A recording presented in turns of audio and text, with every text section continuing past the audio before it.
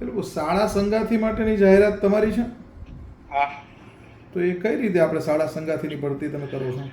શાળા સંગાતીની ભરતી એ રીતે છે કે અત્યારે જે શિક્ષકોની ઘટ છે અર્ધ સરકારી ટ્રસ્ટ સંચાલિત શાળાઓમાં, મંડળ સંચાલિત શાળાઓમાં, એ શાળાઓમાં શિક્ષકો આપવાની જવાબદારી છે બરાબર. અમારી તમને ટ્રસ્ટની, અને સરકારે સંપૂર્ણ સંચાલન અને ખર્ચ એ ટ્રસ્ટ દ્વારા કરવામાં આવશે. એમની સરકારે તમને આ બાબતે કોઈ મંજૂરી આપી છે?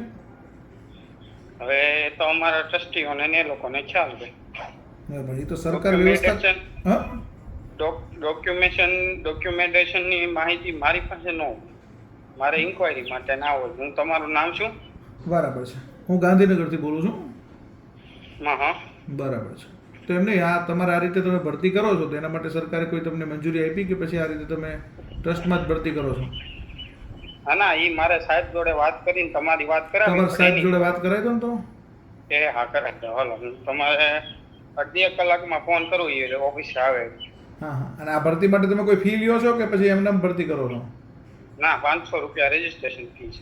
બરાબર. તો પછી આ શિક્ષકો 500 રૂપિયા રજીસ્ટ્રેશન ફી આપે ને પછી તમે નોકરી આપશો એ ફાઇનલ હોય?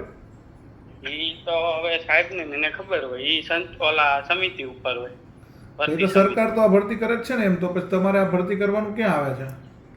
ઈ તમે ટ્રસ્ટી જોડે વાત કરશો ને સાહેબ. ઈ બરાબર બધી છે. ડિટેલ મને ન તમારા ખબર. સંસ્થાને કેટલો અનુભવ છે આવી રીતે ભરતીઓ કોઈ કરેલી છે, કામ કરેલું શિક્ષણમાં? નહીં. હલો, હા. અવાજ નથી આવતો તમારો.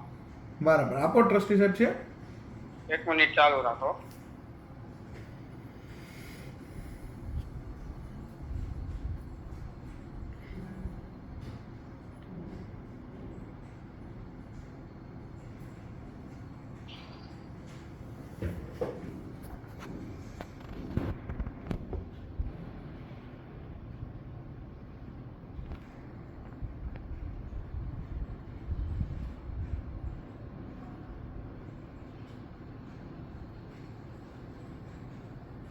આપણે કહો.